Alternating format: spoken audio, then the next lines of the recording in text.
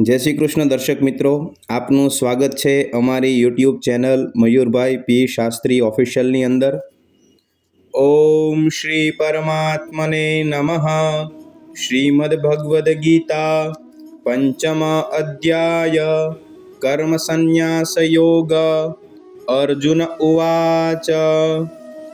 અર્જુન બોલ્યા, હે કૃષ્ણ, તમે એક બાજુ કર્મોના સંન્યાસની અને વળી બીજી બાજુ કર્મયોગની પ્રશંસા કરો છો, તો આ બંનેમાંથી જે એક મારા માટે ચોક્કસપણે કલ્યાણકારી સાધન હોય તે કહો. શ્રી ભગવાન બોલ્યા, કર્મ સંન્યાસ અને કર્મયોગ આ બેય પરમ કલ્યાણ કરનારા છે, પરંતુ એ બંનેમાં કર્મ સંન્યાસ કરતાં કર્મયોગ સાધનમાં સુગમ હોવાથી શ્રેષ્ઠ છે. હે મહાબાહો, જે માણસ ન તો કોઈનો દ્વેષ કરે છે કે ન તો કશાયની આકાંક્ષા કરે છે, તે કર્મયોગી સદા સંન્યાસી જ સમજવા યોગ્ય છે. કેમ કે રાગ દ્વેષ વગેરે દ્વંદ્વો વિનાનો માણસ સુખપૂર્વક સંસારના બંધનમાંથી મુક્ત થઈ જાય છે.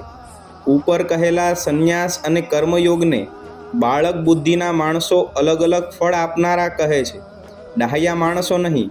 કેમ કે બંનેમાંથી એકમાં પણ સમ્યક રીતે સ્થિત માણસ બેયના ફળ સ્વરૂપ પરમાત્માને પામે છે. જ્ઞાનયોગીઓ વડે જે પરમ સાધન પ્રાપ્ત કરાય છે, કર્મયોગીઓ વડે પણ એ જ પ્રાપ્ત કરવામાં આવે છે. આથી જે માણસ જ્ઞાનયોગ અને કર્મયોગને ફળરૂપે એક જુએ છે, તે જ યથાર્થ જુએ છે. તેમ છતાં પણ હે મહાબાહો, કર્મયોગ વિના સંન્યાસ, મન, ઇન્દ્રિય અને શરીર દ્વારા થતા સમસ્ત કર્મોમાં કર્તાપણાના ભાવનો ત્યાગ પ્રાપ્ત થવો મુશ્કેલ છે. જ્યારે ભગવત સ્વરૂપનું મનન કરનાર કર્મયોગી પરબ્રહ્મ પરમાત્માને વિના વિલંબે પામી જાય છે. જેનું મન પોતાને વશ છે, જે જીતેન્દ્રિય છે, જેનું અંતઃકરણ વિશુદ્ધ છે, તથા સઘળા પ્રાણીઓના આત્મા સ્વરૂપ પરમાત્મા જેનો આત્મા છે, એવો કર્મયોગી કર્મ કરતો હોવા છતાં પણ તેનાથી લેપાતો નથી. તત્વને જાણનારો સાંખ્યયોગી તો જોતો, સાંભળતો, સ્પર્શ કરતો, સૂંઘતો, જમતો, ચાલતો, ઊંઘતો, શ્વાસ લેતો, બોલતો, ત્યાગતો, ગ્રહણ કરતો, તેમજ આંખો ઉઘાડતો કે મીચતો હોવા છતાં પણ સર્વ ઇન્દ્રિયો પોતપોતાના અર્થોમાં એટલે કે વિષયોમાં વર્તી રહી છે, એમ સમજીને નિશંકપણે એમ માને કે હું કશું જ નથી કરી રહ્યો. જે માણસ બધા કર્મોને પરમાત્મામાં અર્પીને તેમજ આસક્તિને છોડીને કર્મ કરે છે, એ માણસ જળથી કમળના પાંદડાની પેઠે પાપથી લેપાતો નથી. કર્મયોગીઓ મમત્વ ભાવ રાખ્યા વિનાના કેવળ ઇન્દ્રિય, મન, બુદ્ધિ તેમજ શરીર દ્વારા થનારી સઘળી ક્રિયાઓમાં આસક્તિ ત્યજીને અંતઃકરણની શુદ્ધિ માટે કર્મ કરે છે. કર્મયોગી કર્મોના ફળને ત્યજીને ભગવત પ્રાપ્તિ સ્વરૂપ શાંતિ પ્રાપ્ત કરે છે. જ્યારે સકામ માણસ કામનાની પ્રેરણાથી ફળમાં આસક્ત થઈને બંધાય છે. અંતઃકરણ જેના વશમાં છે, એવો સાંખ્યયોગનું આચરણ કરનાર મનુષ્ય કશું ન કરતો કે ન કરાવતો રહીને જ 9 દ્વારોના શરીરરૂપી ઘરમાં સઘળાય કર્મોને મનથી ત્યજીને આનંદપૂર્વક સચ્ચિદાનંદ પરમાત્માના સ્વરૂપમાં સ્થિત રહે છે. પરમેશ્વર માણસોના ન તો કર્તોપણાને, ન કર્મોને કે ન તો કર્મફળના સંયોગને સર્જે છે, પણ સ્વભાવત અર્થાત ત્રિગુણમયી પ્રકૃતિ જ પ્રવર્તે છે. સર્વવ્યાપી પરમેશ્વર ન તો કોઈના પાપ કર્મને ગ્રહણ કરે છે કે ન કોઈના શુભ કર્મને, પરંતુ અજ્ઞાન વડે જ્ઞાન ઢંકાયેલું છે, એનાથી જ બધા અજ્ઞાની માણસો મોહ પામે છે. પણ જેમનું એ અજ્ઞાન પરમાત્માના તત્વજ્ઞાન વડે નષ્ટ કરી નાખવામાં આવ્યું છે, એમનું એ જ્ઞાન સૂર્યની જેમ એ સચ્ચિદાનંદ ઘન પરમાત્માને પ્રકાશિત કરી દે છે, એટલે કે પરમાત્માના સ્વરૂપનો સાક્ષાત્કાર કરાવે છે.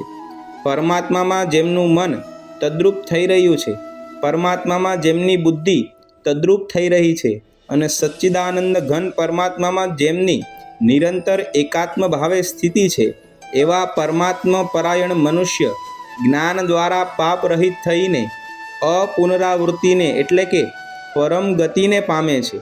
એવા જ્ઞાનીજનો વિદ્યા અને વિનયશીલ બ્રાહ્મણમાં તથા ગાય, હાથી, કૂતરા અને ચાંડાળ માએ સમાન દ્રષ્ટિવાળા જ હોય છે.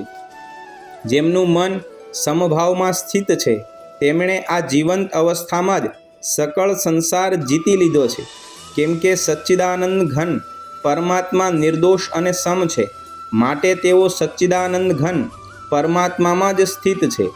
જે માણસ પ્રિયને પામીને હરખાય નહીં તેમજ પ્રિયને પામીને અકળાય નહીં, એ સ્થિર બુદ્ધિનો અને સંશય વિનાનો બ્રહ્મવેતા મનુષ્ય સચ્ચિદાનંદ ઘન પરબ્રહ્મ પરમાત્મામાં એકાત્મ ભાવે કાયમ સ્થિત છે.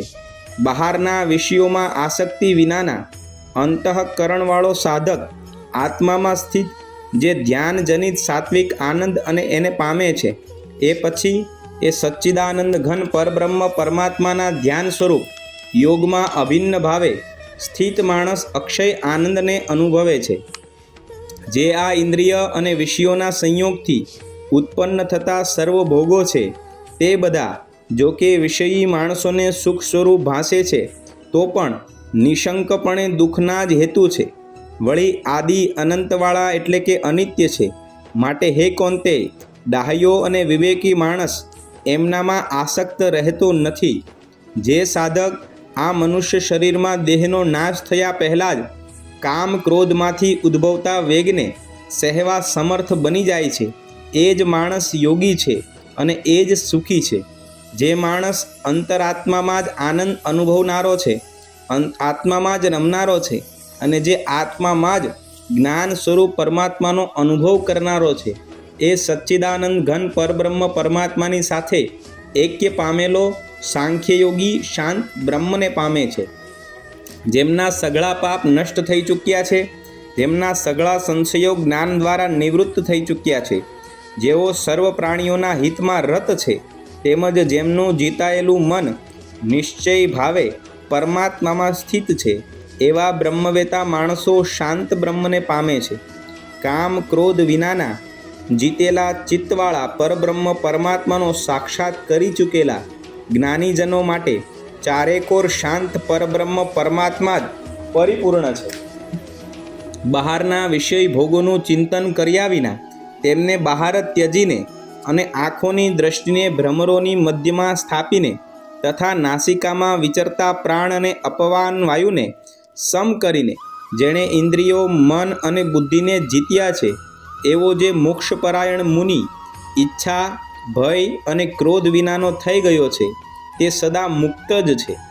મારો ભક્ત મને સર્વ યજ્ઞો અને તપોનો ભોગનાર, સકળ લોકોના ઈશ્વરોનો ઈશ્વર તેમજ સઘળા પ્રાણીઓનો સુરદ એટલે કે સ્વાર્થ વિના દયાળુ અને પ્રેમ કરનાર એવો તત્વથી જાણીને શાંતિને પામે છે.